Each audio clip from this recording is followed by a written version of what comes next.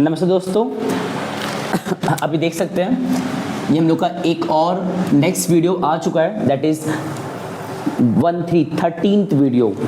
हालांकि 13th number I believe, अगर हम मैथ को एक लेवल पे जानते हैं तो हम लोग इसको घोस्ट नंबर भी कहते हैं शायद, मतलब मैथ के दुनिया में डरावना नंबर, आई थिंक ऐसा है, बट खैर वो अलग बात है। चलो हम लोग जिस मोटिव से आज दोबारा यहाँ पे आए हैं बात उस पर करते हैं, ठीक है ना। 30 नंबर देखा जाएगा क्या है कैसे है। क्या तुम सब एक बात जानते हो, हम लोग ने अभी तक अकाउंटेंसी 11th का टोटल 1 से लेके 12 लेक्चर तक अपलोड किया हुआ है टिल नाउ, है ना। और वो हमारे थ्योरेटिकल पार्ट थे जो हम तुम लोगों को डे 1 से समझा रहे हैं, जिसमें कि हम लोगों ने अभी तक क्या कवर किया है बताओ कल्पना। पहला accounting information you can say, और introduction you can say, both are correct. कि हमने एक तरह से इंफॉर्मेशन मतलब अकाउंट के बारे में बेसिक जानकारियाँ कि what is accountancy, what is account, what is accounting, what are its features, objective, functions, classification, branches, merit, demerit, objective, so on. ये हमारा अकाउंट के बारे में जनरल इन्फॉर्मेशन जो हमें पता होना चाहिए। ये कुछ हद तक कैसे तो सब्जेक्ट को तुमने जाना थ्योरेटिकली, जो जानना जरूरी था। इसके बाद हमने जस्ट इसका पढ़ा है अकाउंटेंसी के बारे में, क्या बहुत सारे अकाउंटिंग टर्म्स। ये हमने क्यों पढ़ा था, ताकि हम जब अकाउंटेंसी को आगे फर्दर कंटिन्यू करें तो जो भी हमें न्यू टर्म्स मिलता है अकाउंटेंसी के फील्ड में कि उसका मीनिंग क्या होता है मुझे पता होना चाहिए उसको पढ़ने से पहले। तो यहाँ तुमने एक जनरल लेवल पे जो मेन हमें अभी प्रेजेंट में काम आएंगे टर्म्स, हमने उसको आज ही पढ़ लिया, अभी पढ़ लिया। और भी टर्म्स हैं वो जब आएगा देखा जाएगा। उसके बाद हमने पढ़ा था अकाउंटिंग के वेरियस प्रिंसिपल्स, जहाँ तुमने ये जाना है कि भाई अकाउंटिंग करने के नियम कायदे होते हैं। तुम सब कुछ अपने मन मुताबिक नहीं कर सकते हो। रैंडम तरीके से अकाउंटिंग करोगे तो वो हमेशा इनअफेक्टिव और उतना रिलेवेंट नहीं कहलाता। जो भी फीचर होते हैं क्वालिटेटिव फीचर्स क्या होते हैं, relevant, reliable, understandable and comparable. ये क्वालिटीज मिसिंग होते हैं तब जब तुम अकाउंटिंग को अपने अकॉर्डिंग करते हो पर्सनल लेवल पे जा करके। लेकिन if you follow the various principles जो कि बनाए गए हैं अकाउंटिंग को एक यूनिफॉर्मिटी देने के लिए, सिंप्लिसिटी देने के लिए और एक बेहतर डेटा को बनाने में हमें प्रिंसिपल फॉलो करने चाहिए। तो वहाँ हमने नियर बाई 14 प्रिंसिपल्स के अप्रॉक्सीमेट पढ़े थे, जिसमें कॉन्सेप्ट थे एंड कन्वेंशंस थे, जो कि हम लोग अभी लास्ट क्लास एंड अप हुआ था। आज का जो हमारा चैप्टर है, लास्ट चैप्टर कह सकते हो थ्योरेटिकल कॉन्टेक्स्ट में, जिसका नाम क्या है अकाउंटिंग बेसिस। मतलब अकाउंटिंग को करने का हमारे पास कितना बेस है, बेस यू कैन से फॉर्म ऑल्सो, कि हमारे पास कितने प्रकार हैं, कितने उसके आधार हैं। You can say classification also, कि accounting can be done in the 2 forms. तो ये चैप्टर का नाम है अकाउंटिंग बेसिस। इसमें एक चीज और जुड़ा होता है, प्रोसेस ऑल्सो। अब हमने इत्तेफाक से इस हेडिंग को पहले से पढ़ दिया है, कहाँ पे, चैप्टर 1 में, है ना। तो accounting basis, accounting process, this is our last chapter for theoretical aspect before starting the numerical part. क्योंकि इसके बाद जो भी पढ़ोगे बुक में एक और दिया तो है अकाउंटिंग स्टैंडर्ड्स, बट नॉर्मली वो स्कूल में नहीं पूछता है, बहुत रेयरली पूछता है। तो मेरा कंसर्न है पहले तुम लोग के स्कूल के कॉन्टेक्स्ट में पढ़ाना, जो मेरे काम की चीज़ है, ठीक है। तो अब इसके बाद न्यूमेरिकल मानते हैं, बट उसके पहले जो हमारा एक आखिरी थ्योरी है जो कि आज जाके एंड अप हो भी जाएगा। क्यों? Because this chapter contains only 2 topics. पहला, what are the accounting process, accounting करना कैसे, उसका प्रोसेस क्या है, एंड दूसरा अकाउंटिंग का बेसिस, जो कि 2 होते हैं सिर्फ, नाम याद है क्या क्या था, कैश बेसिस एंड दूसरा अक्रूवल बेसिस। तो बेसिकली अकाउंटिंग को करने के 2 ही हमारे पास तरीके हैं, कैश एंड अक्रूवल। इसको हम डिस्कस किए हैं प्रिंसिपल को पढ़ते वक्त। अगर कोई बच्चा रिकॉल कर पा रहा होगा तो जो स्टार्टिंग के 3 मैंने डिस्कस किए थे प्रिंसिपल, तो वहाँ मैंने बताया था going concern, consistency and accrual, याद आ रहा है? जहां मैंने बताया था अक्रूवल क्या था, एक ऐसा प्रिंसिपल जहां पे हम बेसिकली कैश एंड क्रेडिट दोनों बिजनेस ट्रांजैक्शंस की बात करते हैं।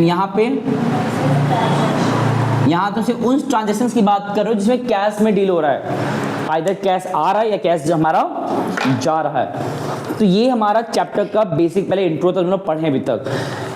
These 4 chapters are most important for a business school के एग्जाम पॉइंट ऑफ व्यू से, क्योंकि अभी स्टार्टिंग फेज में हो तो तुम्हारे स्कूल के हाफ ईयरली में यूनिट टेस्ट में ये सब दिया जाएगा। और जो जो डिस्कस किए यहाँ बोर्ड पे लिख करके बता करके, बिलीव मी उससे ज़्यादा एग्जाम में तुम्हारा नहीं पूछता है। एंड तुम्हें भी अकाउंट को समझने के लिए इतना इनफ है, डीप पढ़ा जाएगा जब आगे काम आएगा, ठीक है? चलो अच्छा, एक आखिरी बात, हो सकता है कोई बच्चा ऐसा भी हो जो डायरेक्टली आज इस चैप्टर देखने जा रहा है, इस लेक्चर को देखने जा रहा है, तो उनके लिए क्या है फिर, तो 1 2 3 एक बच्चा अगर ढंग से नहीं पढ़ा है फिलहाल या बिल्कुल नहीं पढ़ा है, डायरेक्टली इस चैप्टर पे आ रहा है, तो भी कोई दिक्कत तो है नहीं, वो स्टिल सीख जाएगा। But it's my hardly recommendation to दो स्टूडेंट्स कि वो एक बार ऊपर की भी कंटेंट को देख कर आए, ताकि एक फ्लो बना रहे। अकाउंटेंसी को पढ़ते वक्त हम बार बार कहते हैं कि अकाउंट उनको जल्दी समझ आता है जो अकाउंट को समय देते हैं। तुम अगर ये समझते हो कि अकाउंट एक दिन में पढ़ लिया जाएगा, एक दिन में समझ लिया जाएगा, ये हो नहीं पाता है। तुमको पर डे इस सब्जेक्ट को समय देना होता है।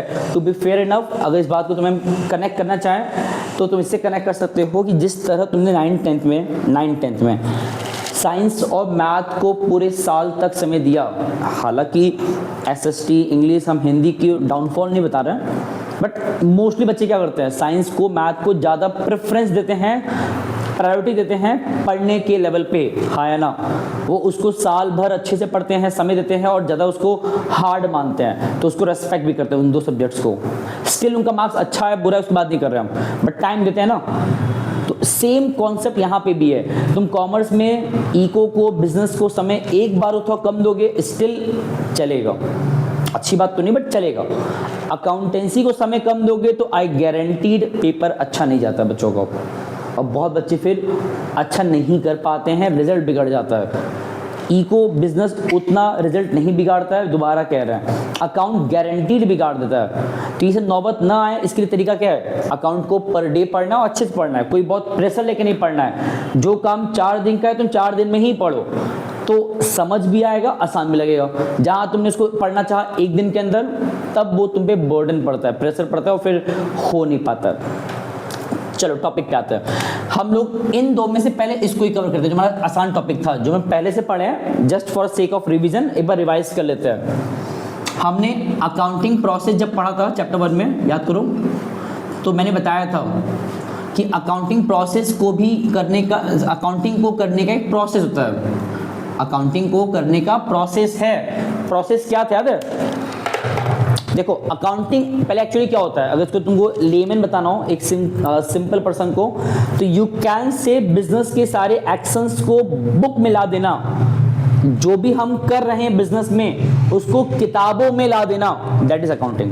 दोबारा कह रहे हैं, अकाउंटिंग इज नथिंग बट हमारे बिजनेस के सारे एक्शंस को, सारे ट्रांजैक्शंस को, सारे हमारे इवेंट्स को जो हम करते हैं बिजनेस के दौरान, बिजनेस में जो करते हैं, उन सभी चीज़ों को अपने बुक्स के लेवल पे ला के रख देना, उसका एक रिटन रिकॉर्ड बना देना, उसको एक लैंग्वेज प्रोवाइड कर देना। व्हाट इज लैंग्वेज प्रोवाइड करना? कि जो हो रहा है उसको तुमने एक कह सकते हो कि बुक में रिकॉर्ड करके स्टेटमेंट लिख दी है कि अब इसको पढ़ा जा सकता है। लाइक मैंने अगर कहा कि I have purchase goods from Sohan, तो इस चीज को हमने बुक्स के रिकॉर्ड में ला दिया, लिख दिया अमाउंट के साथ, नाम के साथ, और क्या हुआ है परचेज, तो परचेज वर्ड ला दिया, तो इससे हमको पता रहता है कि हाँ सोहन से परचेज हुआ था, सेल नहीं हुआ था। ये कब मालूम चलता है? जब लिखा रहेगा। अब तुम 10 साल बाद भी देखो ट्रांजेक्शन को तो याद रहता है कि हाँ सोहन को हमने परचेज किया था, सेल नहीं। हाँ ये सब होता है रूल्स के हिसाब से।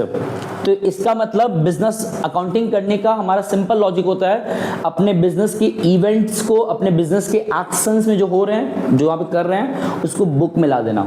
अब कैसे लाया जाए? रैंडम ला दिया जाए? नहीं, एक प्रोसेस फॉलो करके, जहां पे हम सबसे पहले क्या करते हैं, आइडेंटिफाई करते हैं आइडेंटिफाइंग ऑफ बिजनेस ट्रांजेक्शंस, वो भी क्या आइडेंटिफाई करते हैं? बिजनेस में बहुत सारे इवेंट्स, बहुत सारे ट्रांजेक्शंस हो रहे हैं, तो एक बॉस ने अपने 4 एम्प्लॉयज़ को मार दिया, क्या ये भी रिकॉर्ड करते हैं? तो आइडेंटिफाई में क्या करते हो? देखते हो कि कौन सा हमें रिकॉर्ड में लाना है, कौन सा नहीं लाना। तो it is basically done by seeing the monetary behaviour, कि जिस जगह पे मॉनेटरी या फाइनेंशियल यू कैन से ट्रांजैक्शंस हो रहे हैं वो ही रिकॉर्ड में आएगा, सब नहीं आएगा। और ये जो मॉनेटरी एंड फाइनेंशियल ट्रांसफर समझने की बात आ रही है, वो कैसे होता है? Bye preparing the vouchers. Vouchers क्या होता है? एक तरह से एविडेंस होता है। एविडेंस किस चीज़ का? हमारे ट्रांजैक्शंस के होने का। कि मान लो कोई एक मैनेजर कह रहा है कि सर हमने बेचा है आज 1 लाख का गुड्स, तो क्या उसके कहने पर से रिकॉर्ड कर दें? भाई आइडेंटिफाई में क्या होता है कि जो मनी के ओरिएंटेड ट्रांजैक्शन हो रहे रिकॉर्ड करना है। तुमने आइडेंटिफाई तो कर लिया, बट कैसे बिलीव करें? क्या पता वो झूठ बोल रहा हो, हमारा वो मैनेजर, हमारा जो अकाउंटेंट है, तो हम उसकी बातों पे नहीं आने वाले। हम उसने आइडेंटिफाई किया, ठीक है, जो अकाउंटिंग मैंने जिसको काम सौंपा है, हम ओनर है, हमने किसी को काम सौंपा है, भाई तुम अकाउंटिंग करो, तो उसने आइडेंटिफाई किया कि सर हाँ हम लोग ने आज 1 लाख का प्रोडक्ट बेचा है, 1 लाख का या 50,000 का ऑर्डर आया था, तो ये सब उसने कह दिया। तो हम उसको कहेंगे भाई बताओ सोर्सेस क्या है, मतलब हमको प्रूफ दो, सोर्स डॉक्यूमेंट प्रोवाइड करो कि हाँ भाई तुमने सच में बेचा है, हाँ है ना, तो मुझे इतना सामान बेचा गया, उसका गुड्स कम हो गया होगा, तो स्टॉक का बिलिंग दिखा दो कि इतना सामान जा रहा है, जिसको बेचा गया नाम पता बता दो, प्राइसिंग कितना चार्ज किए, मतलब एक तरह से प्रूफ मुझे चाहिए। तब उसको रिकॉर्ड, तुम्हारे कहने के बाद रिकॉर्ड नहीं लाया जाएगा, उसका प्रूफ मुझे चाहिए। हर एक ट्रांजेक्शन के साथ एक प्रूफ होता है, बैकअप पे रहता है, दोनों टैली होता है, उसके बाद फर्दर प्रोसीडिंग होता है। बुक्स में रिकॉर्ड तभी किया जाएगा जब प्रूफ रहेगा। उसके बाद क्या आता है? अब जब सब कुछ वैलिड है, वेरीफाइड है, तो हम लोग अब रिकॉर्ड करते हैं। रिकॉर्डिंग में क्या होता है? हम जनरली अपने ट्रांजेक्शन्स को रिकॉर्ड करते हैं बिटवीन 2 एस्पेक्ट। पहला जनरल एंट्री बना के, एंड दूसरा उसको सब्सिडरीज बुक्स में रिकॉर्ड करके। मतलब ये रिकॉर्डिंग की मैकेनिज्म्स हैं कि अगर रिकॉर्डिंग की बात जब आएगी तो हम बेसिकली उसको रिकॉर्ड करते हैं जनरल फॉर्म में, जो भी आगे सीखोगे। न्यूमेरिकल चैप्टर ये हमारा है, सब्सिडरीज के फॉर्म में, जो हमारा ये भी न्यूमेरिकल चैप्टर है। ये दोनों हम लोग अभी फर्दर जब आगे बढ़ेंगे तो ये 2 जो न्यूमेरिकल हमारे चैप्टर्स हैं, इससे बात आगे अच्छे से करेंगे। हालांकि पता है ये भी हमारा एक थ्योरी चैप्टर है, थ्योरी है जो आगे आएगा। वाउचर, सोर्स डॉक्यूमेंट, ये भी हमारा चैप्टर का नाम है जो भी आगे है, बट वो 1 दिन का है। जिस तरह आज ये चैप्टर खत्म हमारा एंड अप होगा 1 दिन के अंदर। चैप्टर हमारा नाम क्या है? Accounting basis and process. तो हमसे बेसिस दे रहे हैं बिकॉज हमारा यही मेन हमारा न्यू चैप्टर था। प्रोसेस हमसे रिवाइज करा रहे हैं तुम लोग के लिए। और रिकॉर्डिंग हो जाने के बाद हम लोग उसके बाद क्या करते हैं? उसको हम लोग क्लासिफाई, है ना। और क्लासिफाई के लोग किस में करते हैं लोग हैं? लेजर्स क्या होता है हमारा? एक तरह से हर ट्रांजैक्शंस के लिए सेपरेट अकाउंट्स बना देते हैं। ये हम जो इस तरह लिख रहे हैं तुम्हारे लिए बोर्ड पे, ये पॉइंट वाइज है, डायग्रामेटिक फॉर्म में है। तुम्हें एग्जाम में इसको एक्सप्लेन करना होता है थोड़ा सा एलैबोरेट करके, दैट्स इट। इसको भी लिखो लेकिन थोड़ा सा एक्सप्लेन जरूर कर देना। तो क्लासिफाई करते हो, उसको डिस्ट्रीब्यूट करते हो, जो कि हमारे कैसे होते हैं? On the basis of same nature. जैसे जितने भी ट्रांजैक्शन सेल को लेकर के हैं, बेचने को लेकर के हैं, वो सेल बुक में चला जाएगा। जितने ट्रांजैक्शन परचेज को लेकर परचेज चला जाएगा। तो इसे बंटवारा कर दे रहे हो, डिवीजन कर दे रहे हो, ताकि बाद में हम खुद में जान सके हाँ हमने एक्चुअली कितने का सेल, कितने का परचेज किया हुआ है। इसके बाद क्या आता है? क्या था? समराइजिंग, जो कि 2 तरीके से हो सकता है। या तो तुम प्रिपेयर करो ट्रायल बैलेंस, हालांकि ये करना जरूरी होता है, नॉट प्रिपेयर करोगे, करना ही पड़ता है। दूसरा प्रिपेयर करते हो फाइनल अकाउंट, अब ये फाइनल अकाउंट क्या आ गया, देखो हम ट्रायल बैलेंस बनाते हैं एक्यूरेसी को चेक करने के लिए, न्यूमेरिकल लेवल पे सब कुछ सही चल रहा है ना, न्यूमेरिकल कॉन्टेक्स्ट में हमारा कैलकुलेशन, हमारा हिसाब किताब कहीं से गड़बड़ तो नहीं है। तो यहाँ पे तुम बेसिकली न्यूमेरिकल लेवल पे जो एक्यूरेसी है वो मेंटेन करते हो, चेक करते हो, ठीक है, टिक मतलब चेक करते हो। एंड इसमें क्या होता है, यहाँ पे दो अकाउंट बनता है, उसके नाम क्या थे, एक था ट्रेडिंग एंड पीएल अकाउंट और एक और था बैलेंस शीट। ये दोनों होता क्या है, देखो फर्म कितना अर्निंग कर रहा है, अर्निंग कमा कितना रहा है पूरे साल भर काम करने के बाद, तो वो यहाँ जान पाते हो समराइज करके, पूरे साल भर डेटा समराइज कर लिए तो इनकम के बारे में जान पाते हो, यहाँ पे अपने बिजनेस के फाइनेंशियल पोजीशन के बारे में जान पाते हो बाय एनालाइजिंग फर्म के एसेट्स और लायबिलिटीज को एनालाइज करते हो। मतलब यहाँ पे क्या हो रहा है, एक्चुअली हम फर्म के फाइनेंशियल पोजीशन को जानते हो by analysing the various assets and liabilities of the firm. ये सब जब हो जाता है, सब तुमने प्रोसेस फॉलो कर लिया प्रॉपरली, तब एंडिंग का जो स्टेप्स है तुम उसको एक साथ भी कह सकते हो कि समराइज हो जाने के बाद हम एनालाइज करते हैं, पहले मतलब खुद एनालाइज करते हैं अपने आप में, फिर उसको इंटरप्रेट करते हैं, मतलब दूसरों को समझाते हैं। होता नहीं है कि पहले हम इन चीज़ों को खुद समझे हैं, फिर तुम्हें समझा रहे हैं, और समझा भी कैसे रहे हैं, तुमसे कम्युनिकेट करके। तो ये हमारे स्टेप्स हैं। काउंटिंग कर लो, ये एग्जाम में सवाल मोस्टली आता है 6 नंबर में आता है। तो step 1, step 2, step 3, step 4, step 5 and step 6। Believe me, अगर ऐसे लिखते हो तो मिनिमम हाफ मार्क्स तो पाई जाओगे। अगर 6 मार्क्स का 3 पा जाओगे इतने लिखने पे, बट इट्स बेटर उसको इलेबोरेट करना। ये मैंने पहले से पढ़ा है, बस रिवाइज करा है। अब आते हैं अपने लास्ट टॉपिक पे, जो हमारा मेन टॉपिक इस चैप्टर इस लेक्चर का है, दैट इज क्या था, अकाउंटिंग बेसिस, जो कि होते दो हैं और उनके नाम क्या कहते हैं। First of all cash basis and second one, देखो एक बात ध्यान सुन लो बेटा पहले, कि एग्जाम में ये सवाल अगर आता है तो ऑब्वियस सी बात है तुम्हें थोड़ा सा इलेबोरेट करके ज़्यादा लिखना होता है मार्क्स के हिसाब से ना। बट अगर तुम्हें फिलहाल के लिए सिर्फ उसके बारे में जनरल बातें जानना है, व्हाट इज जनरल बातें जानना है, मतलब बेसिक लेवल पे जानना है कि what is this both accounting basis means, कि कैश बेसिस क्या होता है, अक्रूवल बेसिस क्या होता है, इतना ही जानना है। तो ये जो मैंने लिखा था यहाँ पे कि all the transactions, sorry all the cash transactions is been considered to be the accounting part. मतलब अकाउंटिंग करते वक्त हम जब सिर्फ कैश वाले ट्रांजेक्शन को रेस्पेक्ट करें कि कैश आया है कैश गया है तो रिकॉर्ड होगा, अदरवाइज नहीं होगा कुछ भी। तो इस सिचुएशन में you can say that accounting is based on cash basis. मतलब अकाउंटिंग हो रहा है, देखो अकाउंटिंग को करने के दो तरीके हैं, आइदर कैश बेसिस या मतलब ये पूरा प्रोसेस डिपेंड करता है तुम कौन से बेसिस को अडॉप्ट कियो। If you have adopted cash basis you will consider all only the cash transaction while identifying, you will pick up only those vouchers which is based on cash basis, you will record only those transactions in the general or subsidiaries book where the cash has been either given or taken, okay and further so on। तो मतलब क्या है, accounting process नहीं बदलेगा, सिर्फ basis क्या करता है हमको, हमें एक सपोर्ट देता है कि अगर कैश बेसिस है तो ये सारा अकाउंटिंग प्रोसेस ओरिएंटेड होगा, डाइवर्टेड होगा टुवर्ड्स ओनली कैश के बिहाफ पे, एंड इफ अक्रूवल है तो ये सारा प्रोसेस बेस्ड रहेगा फिर कैश एंड क्रेडिट बोथ। इतना याद रहेगा।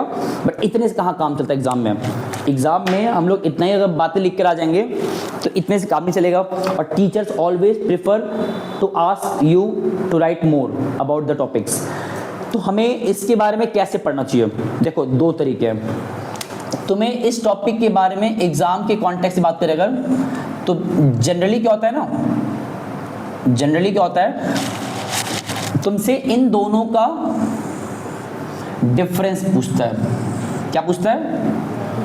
ये एकदम हम जो बता रहे बातें, ये हम बता रहे स्कूल के पॉइंट ऑफ व्यू से कि बेटा याद रखना एग्जाम में क्या होता है मोस्टली, ठीक है, तुमसे एग्जाम में क्या होता है ना मोस्टली इसका डिफरेंस पूछता है।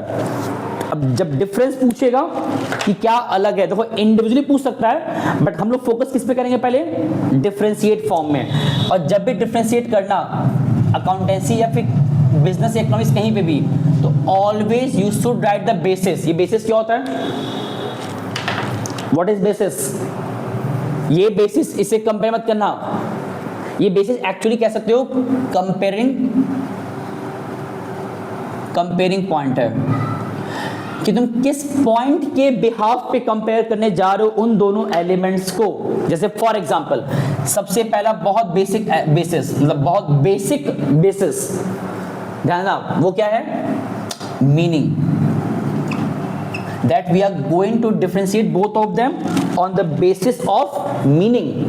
कि दोनों का मीनिंग क्या था, दोनों डिस्कस पहले भी कर चुके हैं, बहुत बार कर चुके हैं कि अंडर दिस वी रिकॉर्ड या वी डू अकाउंटिंग, चलो वो जा सकेगा, we do accounting of cash transactions only. ये बहुत सिंपल मीनिंग है, बुक में शायद थोड़ा एलैबोरेट किया होगा, हम तुम्हें ज़्यादा कॉम्प्लिकेट नहीं करना चाहते चीज़ों को, बहुत टफ वे में लिख के एकदम लेमन चलो ताकि याद रहे लंबे समय तक। यहाँ पे क्या बताओगे, accounting is done, accounting of cash and credit transactions both, मतलब यहां पे तुम दोनों को रिकॉर्ड में लेते हो। अकाउंटिंग मतलब क्या होता है, उसमें रिकॉर्डिंग वर्ड आ गया, जहां हम अकाउंटिंग कह रहे हैं तो ऑब्वियस बात उसमें रिकॉर्डिंग क्लासिफाइंग सब एक साथ कह दिए हैं, ठीक है। तो बुक में साथ रिकॉर्ड वर्ड लिखा हो, तुम इसको as a whole accounting word बोल दो, ज्यादा अच्छा रहेगा। दैट अकाउंटिंग प्रोसेस को फॉलो करना टुवर्ड्स ओनली कैश के डायरेक्शन में, तो वो जो अकाउंटिंग हो रहा है it will be called as accounting on the basis of cash basis, ठीक है। दूसरा, यहां पे हम कौन से इनकम को रिकॉर्ड करते हैं, किस इनकम को यहां रिकॉर्ड होते हैं करते हैं हम लोग। पॉइंट्स ऊपर नीचे कर लो, कोई दिक्कत नहीं है, स्टेप्स ऊपर नीचे नहीं कर सकते हो, these steps should be followed in a sequence. But जब डिफरेंशिएट कर रहे हो तो जो हम इनकम लिखे हैं सेकंड पॉइंट पे, तुम भी लिखो सेकंड पॉइंट, ऐसा जरूरी नहीं है। तो इनकम यहां पे क्या होता है, if cash received then it is recorded.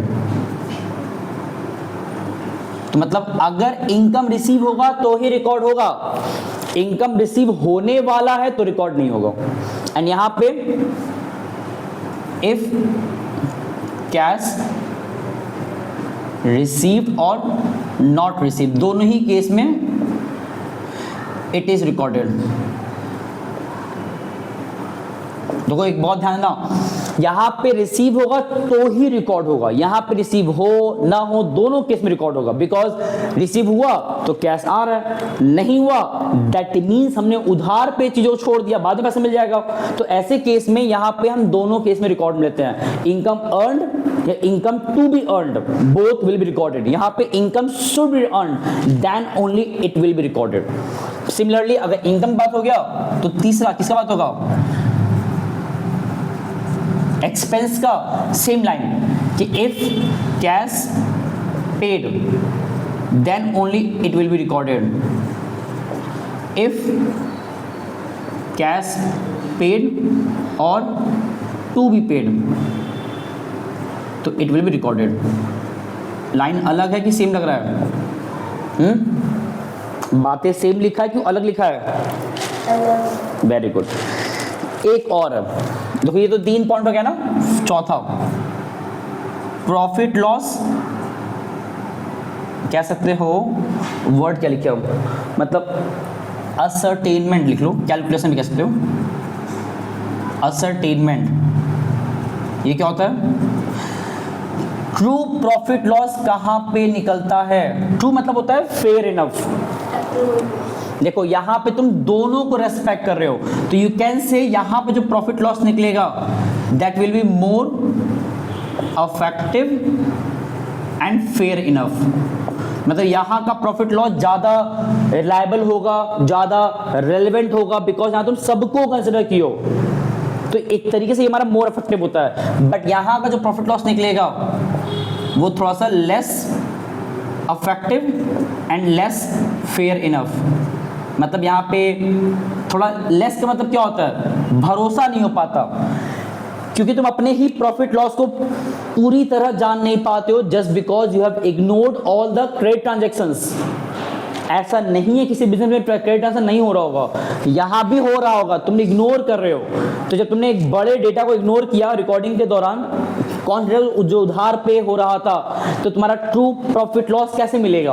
और एक बात पता है, इसमें से एक हमारा, देखो हम जब भी अकाउंटिंग करते हैं, इस पूरे अकाउंटिंग प्रोसेस में पता है एक बात, एक चीज कॉमन होता है, वो क्या होता है, हम इसमें एक प्रिंसिपल होता है वो स्ट्रिक्टली फॉलो कर रहे होते हैं। वो क्या है, अपने बिजनेस के फाइनेंशियल पोजीशन को जानने के लिए तुम्हें उस रेस्पेक्टिव ईयर का all the expenses all the income match करना होता है, तब प्रॉफिट लॉस निकाल पाते हो इफेक्टिवली वे में। तो यहाँ पे क्या होता है ना, मैचिंग प्रिंसिपल एक हमारा था जो पढ़ा था, पीछा करो, मैचिंग प्रिंसिपल, तो ये लोग फॉलो नहीं करते हैं, नॉट फॉलोड,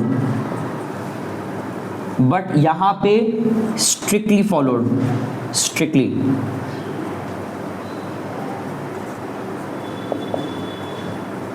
मतलब यहां पे क्या होता है ना, तुम मैचिंग में क्या करते हो, ऑल द एक्सपेंस, कोई एक्सपेंस छोड़ते नहीं हो। अब सवाल है कि मैचिंग में हम बेसिकली बात क्या करते हैं, इनकम को या एक्सपेंस को आपस में टैली कराते हैं, दोनों को लोग मैच करने की कोशिश करते हैं, ओवरऑल कुछ भी छोड़ते नहीं है। तो अब यहाँ पे सवाल आता है कि कौन से टाइप का एक्सपेंस और कौन से टाइप का इनकम जनरली हम इग्नोर करते हैं, जो यहाँ पे होता है यहाँ पे नहीं होता है। कौन सा वो यूनिक एक्सपेंस है, इनकम है, जो कि है तो क्रेडिट टाइप का, उधार वाला है, जो यहाँ पे इग्नोर हो रहा है बट यहाँ पे इग्नोर नहीं होता है। तो 4 टर्म्स हैं, बस नाम सुन लो पहले।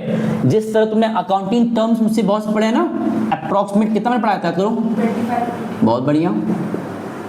अगर हम बताएं प्रीसाइजली तो ऑलमोस्ट 30 टर्म्स, उसमें 4 आज जोड़ लो, और वो 4 नाम क्या क्या है बस नाम सुन लो, हम प्रॉपर लिखने जा रहे हैं। एक नाम है आउटस्टैंडिंग एक्सपेंसेस, हम शॉर्ट में, मेरे स्पेस कम बचा है बस सुनते रहो। आउटस्टैंडिंग, दूसरा क्या है प्रीपेड एक्सपेंसेस, हम बोल रहे हैं तो हम शॉर्ट में लिख रहे हैं तो तुम लोग लिख सकते हो आउटस्टैंडिंग एक्सपेंस, प्रीपेड एक्सपेंस, और क्या नाम है भाई, अक्रूड इनकम, एक वर्ड और है अनअर्न्ड इनकम। मैंने 4 वर्ड लिखा है, आउटस्टैंडिंग, प्रीपेड, अक्रूड, अनअर्न्ड। पहले तो जान लो, यहां पे ये सब रिकॉर्ड में नहीं आता है, not to be recorded, not recorded, not, and यहां पे रिकॉर्ड में आता है। पता है क्यों, because they all are credit transaction, या चलो क्रेडिट छोड़ो, ये सब रिकॉर्ड में आता है। पता है ये सब वो इवेंट्स हैं जिसमें कि या तो हम बात कर रहे हैं पास्ट का या हम बात कर रहे हैं फ्यूचर का, इसमें प्रेजेंट का बात नहीं हो रहा है। और कैश बेसिस डील करता है प्रेजेंट ओरिएंटेड, मतलब इसमें लोग मोस्टली क्या करते हैं, प्रेजेंट पे फोकस करते हैं। तो समझो व्हाट इज आउटस्टैंडिंग एक्सपेंस, एक ऐसा एक्सपेंस जो तुम्हें पे करना है बट अभी तक किए नहीं हो। मेरे यहाँ एक लेबर काम कर रहा है, हम उसके 2 महीने का पैसा रोक कर रखे हैं, नहीं दे रहे हैं। लेबर मेरे यहाँ काम कर रहा है और हम एज अ ओनर उसका पैसा लेके बैठे हुए हैं, उससे काम कराया जा रहा है, 2 महीने से उसका पैसा रोक के रखे हैं कि बाद में देंगे, बैठो अभी यहाँ पे। तो ये क्या हो गया मेरे लिए कि मुझे देना है बट अभी तक दिए नहीं है। व्हाट इज प्रीपेड, कि अब वो लेबर कह रहा है सर अगले महीने दिवाली है, मुझे एडवांस दे दीजिए, नेक्स्ट मंथ का पैसा आज ही दे दीजिए। तो मालूम मैंने पे कर दिया उसके इतना इंसिस्ट रिक्वेस्ट करने पे कि भाई कहाँ भागने वाला है, बहुत साल से काम कर रहा है, जो ठीक है पैसा ले लो इस बार एडवांस। तो जब हम एडवांस देते हैं, जबकि अभी वो मोमेंट नहीं आया था खर्च करने का बट दे दिए, पे कर दिए, तो होता है प्रीपेड। तो जो अभी खर्च फ्यूचर का था तुमने आज पे कर दिया, तो मैंने इसलिए कहा यहाँ पे हम past, present, future all 3 transactions को रिकॉर्ड में लेते हो, यहाँ पे ओनली प्रेजेंट ट्रांजेक्शंस को लेते हो। तो इसमें क्या होता है, जो हमें एक्सपेंस करना था अभी तक ये नहीं, जो हमें अभी नहीं करना था फ्यूचर में करना था बट आज ही कर दिए। And what is accrued income? एक ऐसा इनकम जो तुमने अर्न कर लिया बस मिला नहीं है। जैसे एज अ टीचर मान लो मैंने पढ़ा दिया पूरे 1 महीने कहीं पे, बट मुझे अभी तक पैसा मिला नहीं है, वो पैसा मिल रहा है अगले महीने मिल रहा है बहुत देर बाद, तो जब तक नहीं मिलेगा मैंने काम तो कर लिया ना, तो it will be called as accrued income. Accrued क्या होता है? जहां तुमने कोई काम किया, अर्निंग हो गया बट तुमको मिला नहीं पैसा अभी तक, बाद में मिलेगा, बट मिलेगा बाद में, फ्यूचर मिलेगा। And what is unearned income? जहां पे तुमने पैसा रिसीव एडवांस में कर लिया, काम नहीं किया अभी तक, पैसा पहले ले रहे हो, तो एडवांस पैसा लोगे बिना काम किए, काम करने से पहले, it is called as unearned income. ठीक है, ऐसे बहुत से टर्मिनोलॉजीज हैं। एक और है, पता है, हमारे पास एक कंपनीज एक्ट है, या इसको समझो इस तरीके से कि किस वाले में लीगल, क्या वर्ड था, हाँ, लीगल स्टेटस कह सकते हो। यहां पे लीगल स्टेटस के तौर पे कंपनीज एक्ट जो हमारे पास है 2013 नॉट फॉलोड, मतलब हम कंपनीज एक्ट के गाइडलाइंस को यहां फॉलो नहीं करते हैं, इसीलिए इसको हम लेस इफेक्टिव बोलते हैं। इस वाले में हम लोग कंपनीज एक्ट के सारे जो डेटाज हैं 2013 में जो लाए गए थे वो यहाँ पे फॉलो होता है। मतलब जो भी कंपनीज एक्ट में बातें बताई गई है ना, अकाउंटिंग को करने का procedure, all the principles, all the steps, सब यहाँ फॉलो होता है, यहाँ पे नहीं होता है। यहाँ तुम सब अपने मन मुताबिक अपने हिसाब से करते हो। एक आखिरी पॉइंट भी चाहो तो जोड़ लो, लास्ट पॉइंट रहेगा, तो देखो नीचे कट नहीं है, कट नहीं रहना। Okay, last point, examples. Example कैसे लिख सकते हो यहाँ पे? इस वाले में क्या होता है ना, जैसे डॉक्टर हो गया, all the professional, you can से ऑल द प्रोफेशनल्स, ये जनरल एग्जाम्पल्स हैं। ऑल डॉक्टर ऐसे नहीं होते हैं, ऑल लॉयर्स ऐसे नहीं होते हैं, ऑल टीचर्स ऐसे नहीं होते हैं, बट हम मान के चलते हैं they are working on the cash basis. वो कहते हैं भाई कुछ पहले एडवांस दीजिए या पूरा पे पहले करिए, कहते हैं ना, और उधार नहीं चलने वाली, यानी कि भाई आज इलाज करा लिए, पेमेंट करिए 1 साल बाद, ये पेमेंट करिए, EMI पैसा होता है क्या? वो कहते हैं भाई अगर आपका इलाज हो गया है तो फुल पेमेंट आज ही करिए, अभी करिए, तब आपको जाने देंगे, है ना। तो इसका मतलब they are working on the cash basis. तुमने सुना भी होगा, ये बहुत से इंसिडेंट ऐसे होते हैं बहुत सारे हॉस्पिटल्स में कि किसी पर्सन डेथ हो जाता है तो डेड बॉडी तक नहीं देते, क्या बोलते हैं, पहले बिलिंग कराइए, पूरा पेमेंट कराइए, तब डेड बॉडी देंगे। हालांकि लीगली वो अलाउ नहीं है, बट फिर भी वो स्ट्रिक्टली ऐसा कहते हैं। खैर वो अलग बात है, मतलब कहने मतलब क्या है कि वहां पे वो लोग कैश को स्ट्रिक्टली इंपोज कर रहे हैं, उनके उधार कुछ नहीं होता है। बट अगर बात करें एग्जाम्पल ऑफ अक्रूवल, बताओ एग्जाम्पल क्या है इसमें? ऑल द प्रोफेशनल्स, यहाँ पे सिंपल एग्जाम्पल है, जितने भी होते हैं बिजनेसेस, सारे बिजनेस को मजबूरी में ही सही बट कैश एंड क्रेडिट दोनों में डील करना ही होता है ना। ये माना जाता है कि भाई अगर हम फॉर एग्जांपल किसी बच्चे को पढ़ा रहे हैं, कोई बच्चा फीस बाद में दे रहा है तो क्या बुराई है, हम मान जाते हैं। क्यों? क्योंकि वो बिजनेस ओरिएंटेड माइंडसेट से काम चल रहा है ना। तो बिजनेस जब जब करोगे वहां तुमको ये अप्रोच रखना ही पड़ता है अपने बिजनेस को करते वक्त, अपने अकाउंटिंग को करते वक्त। एंड यहाँ पे तो ये था, मैंने बता दिया 8 पॉइंट। देखो एग्जाम में क्या होता है ना, मोस्टली 8 पॉइंट ज़्यादा है, ये सवाल 3-4 नंबर में आता है, बहुत हुआ 6 नंबर में आ सकता है, बट 4 नंबर इनफ है। तो इस बात को याद कर लो, जितने मार्क्स का एक सवाल होता है हमेशा उससे 1-2 पॉइंट बढ़ा कर लिखो, वो ज़्यादा अच्छा। और मैं जितने पॉइंट लिखा है और जितने तरीके से लिखा है, सिंपल वे में लिखा हुआ है। अच्छा एक आखिरी चीज़ है, इस टॉपिक को एंड अप करने से पहले, हो सकता है तुम्हारे एग्जाम में कैश बेसिस का एंड अक्रूवल बेसिस का, इन तुम्हें पता दोनों क्या कर सकता है, तुम्हें इन दोनों का, बेटा पॉज करो, ओके वापस आ जाओ। इन दोनों को पता है मोस्टली एग्जाम में क्या होता है, बहुत बार डिफरेंस तो आने के चांसेस 90% होते हैं मेरे हिसाब से, बट हो सकता है तुम्हें इन दोनों का मतलब कह सकते हो सेपरेटली मेरिट्स एंड डीमेरिट पूछ सकता है। और ये जो 2 हेडिंग्स हमारे रह गए ना, सिंपल है, हार्ड नहीं है। जैसे अगर तुमसे कभी पूछो एग्जाम में कि what are the merits of cash basis, या what are the demerit of. तो हिंट पहले सुनो क्या है जो इसका मेरिट है, या एक काम करते सुनो, बहुत कोई इसमें लोड मत लो बिकॉज इतना एग्जाम पूछता नहीं है सेपरेटली, तो हम लोग डिस्कस बस कर लेते वर्बल वे में, कोई इसको सेपरेटली पढ़ने की जरूरत नहीं है क्योंकि इनफ है। बहुत सारे पॉइंट यहाँ लिखे हुए हैं। पता है मेरिट्स की बात करें ना, कैश की मेरिट्स की बात करें तो ये बहुत सिंपल होता है।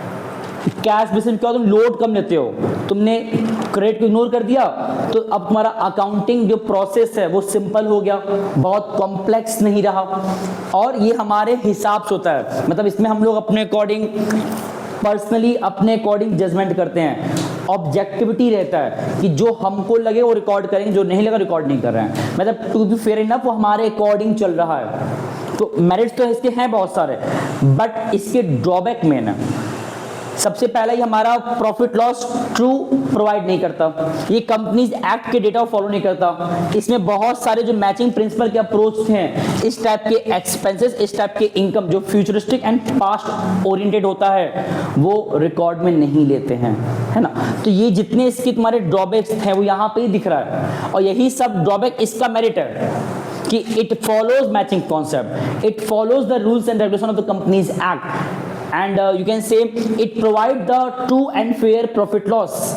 3 पॉइंट इनफ है मेरिट के लिए कि ये प्रोवाइड करता है हमारे प्रॉफिट लॉस का ट्रू पिक्चर, ये कंपनीज एक्ट के सारे लीगल कंप्लायंसेस को फॉलो कराता है, एंड उसके अलावा ये जो भी हमारे अदर एस्पेक्ट्स थे एक्सपेंसेस के, इनकम के, जो फ्यूचर एंड पास्ट को कनेक्ट कराते हैं। यहाँ देखो ना तुम, इसमें क्या था, फ्यूचर का खर्चा आज ही पे कर दिए, अभी तक कोई खर्चा पास्ट हो चुका है तुम स्टिल पे नहीं किए हो, तो इस टाइप के एक्सपेंसेस इनकम को यहाँ रिकॉर्ड में लेते हो। एंड लास्ट पॉइंट इसमें एक और जोड़ सकते हो दैट क्या था, ये कंपनीज एक्ट को फॉलो करता है, मैचिंग प्रिंसिपल फॉलो कराता है, ट्रू प्रॉफिट लॉस प्रोवाइड करता है, बट इसके ड्रॉबैक भी हैं। ये सिंपल नहीं है, ये कॉम्प्लेक्स है, इसको करना इतना आसान नहीं है, इसको करते वक्त हमें स्ट्रिक्टली नियम कायदे फॉलो करने होते हैं। एंड ऑल्सो यहाँ पे जो भी हमारे एनालिसिस होते हैं वो सेल्फ करना इतना आसान नहीं होता, उसके लिए मुझे एक्सपर्ट को बुलाना होता है। यहाँ तो सिंपल है, यहाँ तुम एक बार में क्या कर रहे हो, सिंपली अपना कैश लिख रहे हो, जितना आया कितना गया, मैच किए, प्रॉफिट लॉस निकल गया। बट यहाँ पे तुम्हें थोड़ा सा समय लगता है उस काम को करने में। तो मेरिट डीमेरिट 2 ही 3 पॉइंट एग्जाम पूछता है, तो इतना तुम लिख लोगे, मुझे जरूरत नहीं इसको लिखने का। हाँ, रिवाइव करके उन बातों सुन सकते हो दोबारा। मैंने क्या बोला, चलो बताते पॉइंट वाइज।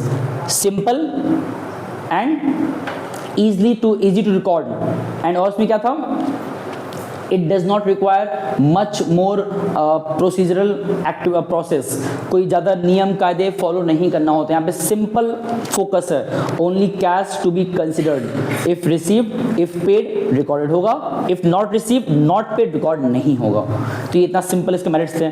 इसके ड्रॉबैक क्या थे, प्रॉफिट लॉस सही बताता नहीं है, कंपनीज एक्ट के लीगल फॉलोज नहीं करता, मैचिंग प्रिंसिपल फॉलो नहीं करता, एंड जो भी हमारे प्रेजेंट पास्ट और प्रेजेंट टाइप के खर्चे हैं, इनकम एक्सपेंस कौन कौन से, आउटस्टैंडिंग, प्रीपेड, अक्रूड, अनअर्न्ड, इन सब को वो कंसिडर नहीं करता। इसके मेरिट क्या थे, ये फॉलो करता है उन सारे एक्सपेंसेस को, मैचिंग कॉन्सेप्ट फॉलो करता है, कंपनीज एक्ट के लीगल कंप्लायंसेस को फॉलो करता है, प्रॉफिट लॉस सही बताता है। ये मेरिट्स थे। ड्रॉबैक क्या थे, जो इसके मेरिट्स थे वो इसके ड्रॉबैक थे कि ये सिंपल नहीं है, कॉम्प्लेक्स है, बहुत सारे फॉर्मेलिटीज हैं, इसमें एरर्स बहुत बार आ जाते हैं, इसमें पर्सनल बायस्ड होता है कि कुछ रिकॉर्ड करते हो कुछ रिकॉर्ड नहीं करते हो, लोग जानबूझ के उसमें मॉडिफिकेशन करते हैं अपने हिसाब से, जो कि चीज़ों को गलत कर देता है बहुत बार। तो यहाँ पे बहुत से पॉसिबल फ्लॉज भी हैं इसको करते वक्त, but to be fair enough effective कौन सा दोनों में से, हाँ, लेकिन एक समय था हम इसको बेस्ट मानते थे, इसको बेस्ट नहीं मानते थे शुरुआत से, बट अब पता है प्रेजेंट में क्या हुआ है, एक नया अप्रोच आया है जो तुम्हें बुक में दिया भी होगा, आई थिंक, नहीं दिया तो तुम्हें पता होना चाहिए। वो क्या है कि अब हम मतलब कोई बिजनेसमैन करता है, क्या करता है, उसको ये पता है कि भाई मेरे लिए कैश भी जरूरी है, कैश बेसिस भी अपने आप में इफेक्टिव है, तो पता हो क्या करता है, वो इन दोनों का कॉम्बिनेशन कर देता है, जिसको नाम दिया गया है हाइब्रिड बेसिस। अब ये क्या बोला है, ये क्या होता है, ये एक नया टाइप्स है, मैंने कहीं पे लिखा नहीं था ना टिल नाउ कि 3 बेसिस होते हैं। यस अच्छा मतलब पॉज करना। ओके वापस आ जाओ।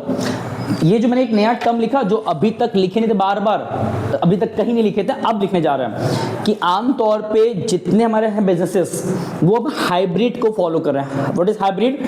कि कुछ इसके मेरिट्स और कुछ इसके मेरिट्स। ध्यान सुनना, हाइब्रिड क्या होता है?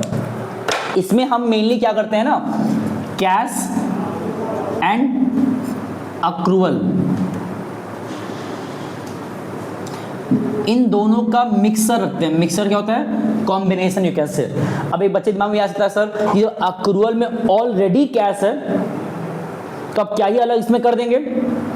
देखो जब भी तुम बात करते हो प्योरली कैश बेसिस का तो उसमें क्या है ना कुछ फायदे भी थे कि वहां पे जो प्रेजेंट के मेन इनकम थे या हमारे जो भी एसेट्स होते हैं, देखो होता क्या है ना इसमें लोग पता है मोस्टली करते क्या है हाइब्रिड वाले में, जितने हमारे एसेट्स हैं या इनकम है हम इनको रिकॉर्ड में लेते हैं on the basis of cash nature. मतलब इनकम हुआ तो रिकॉर्ड होगा, इनकम नहीं हुआ रिकॉर्ड नहीं होगा, एसेट्स आया तो ही रिकॉर्ड में आएगा, नहीं आया तो रिकॉर्ड में नहीं जाएगा। मतलब एसेट्स और इनकम के कॉन्टेक्स्ट में हम बन जाते हैं कैश बेसिस नेचर। दोबारा कह रहे हैं एसेट्स और इनकम के बेसिस पे हम अक्रूवल को अप्लाई नहीं करते हैं। क्या बोल रहे हैं हम? जैसे देखो अगर सिर्फ बात करेंगे अक्रूवल का ना, अगर हम सिर्फ बात करते हैं अक्रूवल का तो अक्रूवल की सिर्फ बात करते वक्त होगा क्या, फिर वहां तुम एसेट्स और इनकम में भी कैश और क्रेडिट ला दोगे, क्योंकि इसमें क्या होता है इसमें तुम कैश एंड क्रेडिट बोथ की बात करते हो और जब बोथ की बात करोगे और सिर्फ इसको अप्लाई किए रहोगे तो ऑब्वियस सी बात है वो अप्रोच अप्लाई कर दोगे इनकम एसेट्स पे भी। तो अब यहां पे क्या बोला जा रहा है, नहीं उसको डिवीजन कर दो कि एसेट्स और इनकम वाले सिचुएशन में कैश बेसिस की तरफ चले जाओ, कैश बेसिस। लेकिन जब भी हम बात करें एक्सपेंसेस का या लायबिलिटीज का, इन दोनों केसेस में हमें अक्रूवल बेसिस की तरफ जाना चाहिए। मतलब व्हाट इज अक्रूवल? जहां पे हम पास्ट प्रेजेंट फ्यूचर सब की बात कर रहे हैं, तो इनकम एंड एसेट्स वाले केस में कभी भी पास्ट और फ्यूचर की बात नहीं करना चाहिए। हुआ है इनकम तो लाओ, नहीं हुआ है तो छोड़ दो, जब होगा देखा जाएगा। इसमें क्या है कि हमेशा हमें कंसिडर करना कोशिश करना चाहिए कि एक्सपेंस अगर होना था अभी तक किए नहीं हो, कर दिए हो बट अभी करना नहीं चाहिए था, है ना। तो जो हमारे एक्सपेंस को लेके जानकारियां हैं प्रेजेंट पास्ट फ्यूचर कॉन्टेक्स्ट में, इवन लायबिलिटी के लिए भी सेम, तुम्हें लगता है फ्यूचर में तुम्हारे लिए कोई खर्च आने वाला है फ्यूचर में, इट्स बेटर उसको आज रिकॉर्ड कर दो एज पर, याद करो मैंने बताया था प्रिंसिपल नाम था, याद है क्या था? कंजर्वेटिज्म एंड प्रूडेंस, याद आ रहा है? जहां पे हम लोग मेनली क्या करते हैं अपने बैकअप के लिए, प्रिजर्वेशन के लिए क्या करते हैं, एक्सपेंसेस को बहुत ज्यादा रिस्पेक्ट देते हैं, उसको रिकॉर्ड में ले लेते हैं अगर वो होने वाला है, हुआ नहीं है होने वाला है, एंड प्रॉफिट को इग्नोर करते हैं। प्रॉफिट जब होगा तब देखा जाएगा, तो तुम प्रॉफिट को साइडलाइन कर रहे हो, वो प्रेजेंट पे छोड़ दिए, होगा तो ही रिकॉर्ड करेंगे, बट कोई एक्सपेंस होने गुंजाइश अगर होता है तो उसको हम रिकॉर्ड में लेते हैं ना। तो ये जो हाइब्रिड अप्रोच है ये एग्जाम से ना पूछे बट तुम लोग को पता होना चाहिए कि ये भी एक टाइप का अकाउंटिंग बेसिस है, और जब अकाउंटिंग करते हैं it's all up to him और हर, जो भी अकाउंटिंग कर रहा है कि वो किस तरह कर रहा है। देखो चैप्टर जो हमारा 3 था, चैप्टर 4 सॉरी, वो था अकाउंटिंग बेसिस, और मैंने इन दोनों का मेरिट और डिमेरिट सिर्फ वर्बल डिस्कस किया है। हम स्ट्रांगली कह रहे बेटा एग्जाम के लिए इसको थोड़ा सा ऐसे ही बुक से भी देख लेना, और मैंने वर्बल बोल तो दिया इसे, और आई गारंटीड उससे ज़्यादा है भी नहीं, 2-3 पॉइंट इनफ है। हाँ डिफरेंस जरूरी था, और इसी डिफरेंस में मेरिट एंड डिमेरिट लिखा हुआ था। मोस्टली इसका पूछता है डिमेरिट, एक बार देख लेना। बाकी अकाउंटिंग प्रोसेस दोबारा रिवाइज करा तुम लोग के लिए। हम लोग जब नेक्स्ट टाइम मिलेंगे ना, नेक्स्ट टाइम, तो हम लोग ने एक पढ़ा था प्रिंसिपल, याद करो क्या था, याद है? Dual aspect principle. अब उस ड्वेल एस्पेक्ट प्रिंसिपल के बारे में हम लोग डिटेल में डिस्कस करेंगे अपने नेक्स्ट लेक्चर में, जो कि न्यूमेरिकल को कंटिन्यू कराएगा अकाउंटिंग इक्वेशन चैप्टर के नाम से। बट उसके पहले अब जो देख रहे हैं और जो तुम लोग बैठे हो, देखो बेटा, हम चाहते हैं, आज 13th लेक्चर है ना, हम लोग ने इस चैप्टर में बीते 20 दिन हो गया मुझे 11th का स्टार्ट किए। मुझे पता है थोड़ा लेक्चर कभी लेट में आता है, जस्ट बिकॉज हम ज़्यादा बिजी रहते हैं, बट हम कोशिश पूरा करते हैं जितना जल्दी हो पाए पढ़ाएं चीज़ों को और आगे ले चले बिना कोई जल्दीबाजी के।